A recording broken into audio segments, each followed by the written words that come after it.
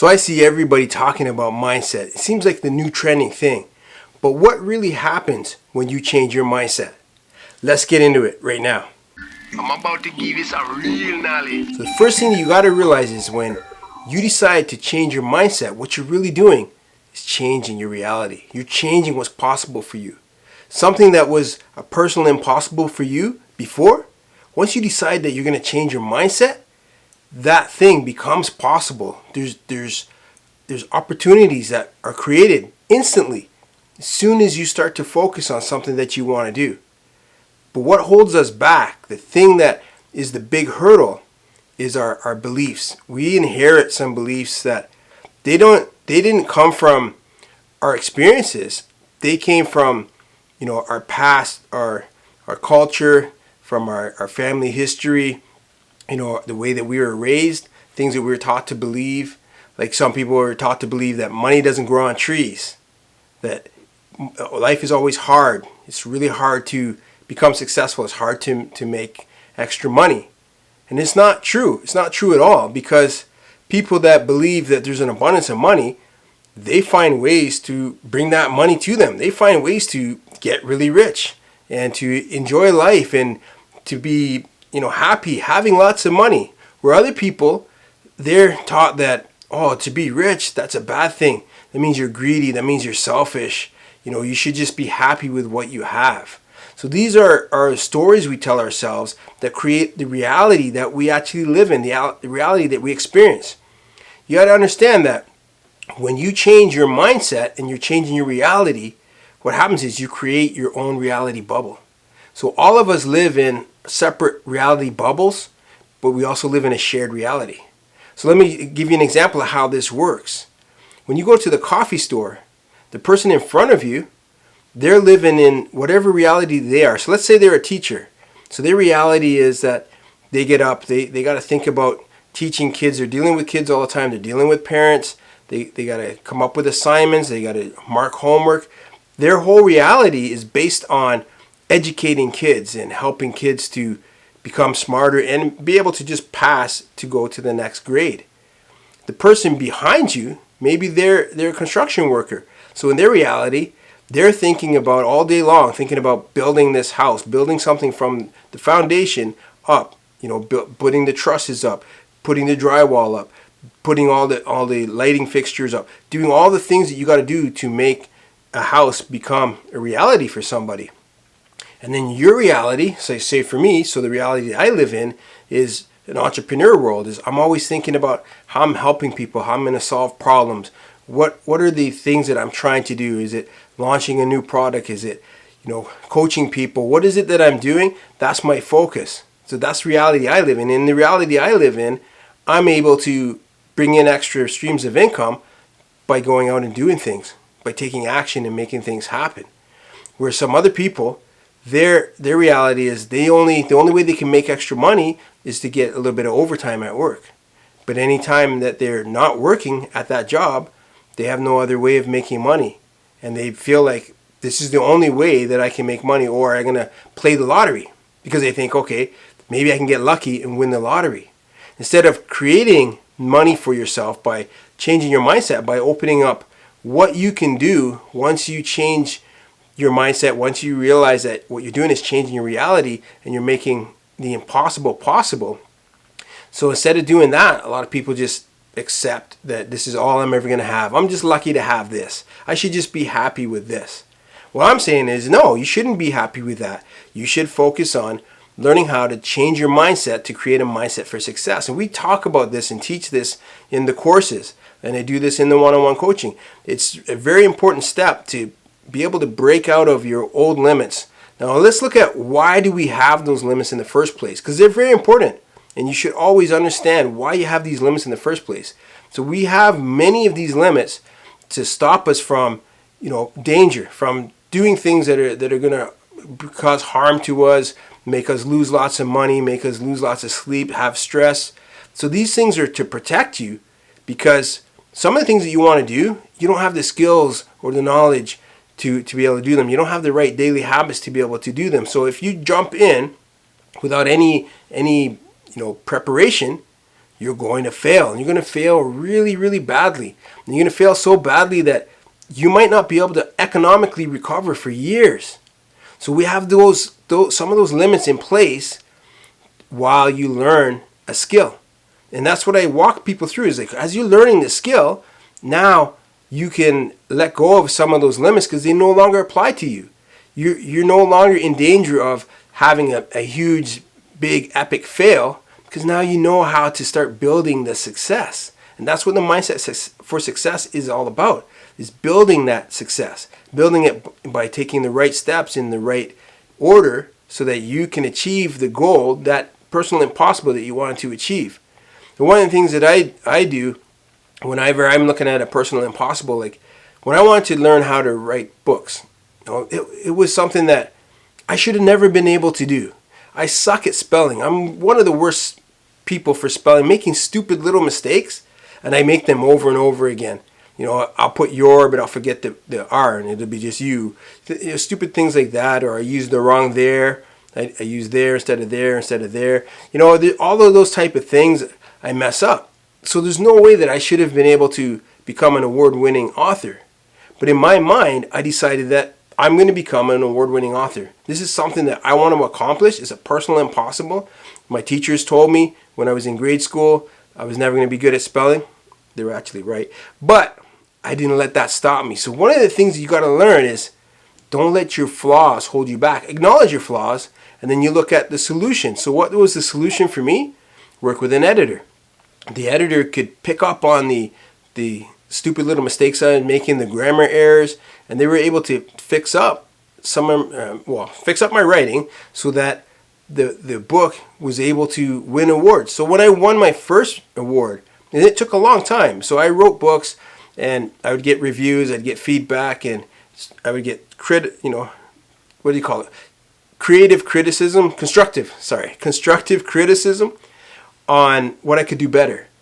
And I would read those things, and instead of being upset about it, because I already acknowledged that I have these flaws and I need to improve. I have lots of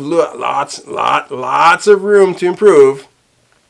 So I looked at that criticism, and I said to myself, okay, how can I do better for next time? How can I become better at writing for the next book? And every book I wrote was getting better and better, and we were getting more 5-star reviews because I was understanding this is my flaw. This is what I got to work with. If I really want to get to the level I want to get to, I'm not going to get there in 90 days. I'm not going to get there on the very first book I write, but I can get there by slowly, methodically, consistently becoming better at my craft, becoming better at what I do.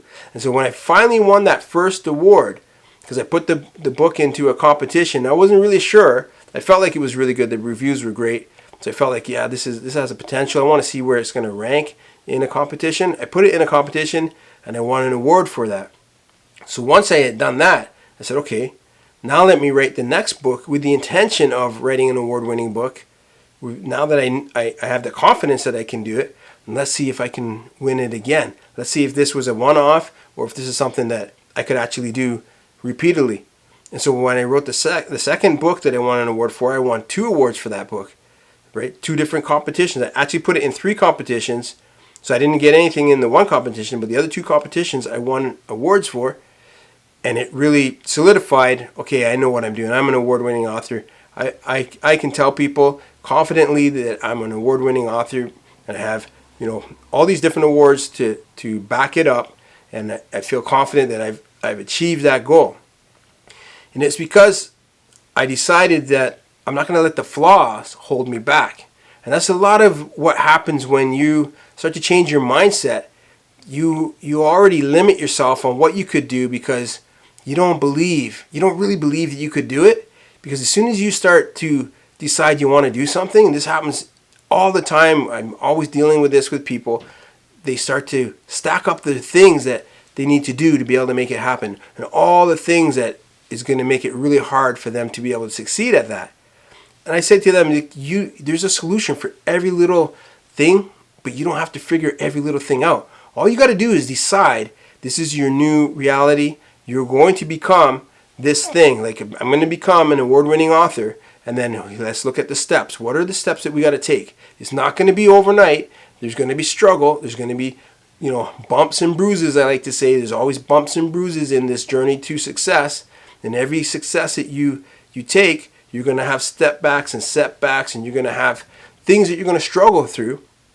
But if you understand how the mindset for success works, how changing your mindset works, then you accept that you're not going to be perfect at everything. There's going to be things where you're not going to be able to do by yourself. You're going to have help. With writing, it'll be an editor. With writing, it's also going to be a book designer, cover designer. There's little things, marketing. There's things that a lot of it you can do yourself, but some of the stuff you're going to have to work with people. You're going to have to farm out. You're going to have to, collaborate. And so a journey to success, changing your mindset, it's something you do. It's a personal journey, but you can't do it by yourself. You need to have people around you that can help you. Advisors, you need to have mentors, you need to have people that know what they're doing that can help you. And what that does is it makes it go a lot faster. So it's almost like my one mentor told me, he calls it folding time. So instead of it taking this long, he folds the time and it only takes this long. You still have to experience some of the struggles of doing it, but you don't have to experience all the struggles. So some of the things you can avoid just because somebody already knows what to do and what not to do, and they can guide you. And that's what I do with people. When I'm coaching people, I guide them on, okay, here's the reality that you want to have now. This is what you want to create. You want to create more money in your life? Here's what we're going to do. We're going to look at what your talents are, and we're going to start to build something around that talent, something that you can offer for free at first, and then you can also have a paid part of that, so that if people really like what you're doing, now they can hire you to do it in a more in-depth way. And so we look at how can you take talents, natural talents, things that you're already good at, so that there's not this huge learning curve, and then fine-tune it. So take your raw talents, your natural talents, and now let's apply it in a method and in a strategy that's going to get you to where you can start to create income and extra income. So you're still going to do your full-time income, but then you're going to have this extra income that you're going to make that's the same as, like when I talk to people about doing sales. So I do a lot of sales, and I do commission sales. So the commissions on the sales, it's like an extra job. So when you have things like that, you have an extra income because you're doing something, what I call is your 5 to 9. So after you've done your 9 to 5 job, you have your 5 to 9, your 5 p.m. to 9 p.m. And this is your opportunity to make extra money doing something else. And as you get that going, you can get it on autopilot, and then you can do another stream of income. And that's how you start to build your streams of income, is by having that mindset that first you say to yourself, I can do this. I can create more money in my life. I'm going to accept that I can create more money in my life, and it's going to be a positive experience, and I'm going to have fun doing it. Once you accept that, and this is one of the strategies that we use in the Mindset for Success training, once you accept that, then it's like, okay, now what are the steps? And that's where I come in. That's where I come in, and I help you create the steps so that you can take that raw talent and that idea that you have and really turn it into something fun, something that's beneficial for you, for your family, beneficial for the people that you're helping, and beneficial for the world in general. Because that's what you want to do. You want to be in service. You want to create products and services that people can use that they're going to enjoy, and it's going to help them. And that's a key thing when you're changing your mindset. It's you're doing self-improvement for you. You're being able to achieve things, but it's going to benefit more than just you. If it only benefits you, it's not really worth doing. It's more fulfilling when other people benefit from something that you're doing. So this is what mindset for success. This is what, when people say creating your mindset, is what's really happening. Is you're changing the reality. You're changing what's possible for you, and you're going to open up more opportunities. And you got to really focus on the fact that to be able to do that, there's going to be some struggle. And to be able to do that, you're going to have some flaws. You have to accept your flaws. Don't be shy about them. Accept them. Let people know that you have flaws. I never hide the fact that I'm not good at spelling. So if you look at some of my social media posts, sometimes I'll have spelling mistakes in there I don't even catch, even though I've proofread it a million times. Or I'll do a graphic, and the graphic will have a letter missing or some weird spelling for a word that I should know how to spell. I just laugh about it because I'm not perfect, and I'm not trying to be perfect. I'm not trying to put out that image that people should expect perfection from me. I try to do my best, but sometimes my best is not that great when it comes to spelling. So I try to work with editors when I do the big projects, but little things, I just try to do the best that I can, and that's all that I can do. But when you accept that you have flaws, they won't hold you back. Now you become a master of those flaws, and that's where people, I think, struggle the most with, taking that mindset for success and taking that, just the mindset and the growth mindset and that whole trendy thing, and actually making it work for them is by, understanding what are the limitations, why do you have those limitations, and how do you remove them, and what are your flaws, and how do you work with them, how do you make them flaws become minimal to your success. Like they're not going to be a roadblock, they're just a little nuisance maybe. And when you can take your flaws and turn them into just a little nuisance, now you're really opened up to, this is what I can do, and this is what I'm going to do, and I'm going to make sure this works and this happens, and you're going to experience the success of whatever it is that you're trying to do. So that's how you use the Mindset for Success. Now, if you want to learn more about my Mindset for Success training programs, then you can check out the description. I'm going to put a link in the description below. We have some freebie offers on there. There's free PDF books that you can download. We have some trainings. Going to have a few free video trainings on there. And then there's paid trainings that you can take that are really going to help you to accelerate your success and take it to the next level. We also have one-on-one coaching. I always like to mention that. But the one-on-one coaching, you just have to be realistic with yourself. It's for people that really want to move faster, bigger, better. They want to get things done. But they're going to do the weekly steps, because there's weekly action steps that you have to do every week if you really want the program to work. The one-on-one program is going to be a customized program to look at what it is you're trying to do, and here, how's the fastest way that we can get there. And we look at everything from, building your business or your income stream. When is it time to do a website? Why do you wait, not do the website right away? How do you figure out what product or what offer people really want from you, making sure that you're not building a product or an offer that nobody really wants. So we look at all those things and make sure that this is going to work out the best for you. So that's it. That's all I want to talk about. I want you to like this video, subscribe to this channel, leave a comment, let me know what you think of this video, and what things you would like to learn about Mindset for Success, and share the video with your friends. That's what I want you to do. And that's it. I'm cutting it off here. Until next time. You heard?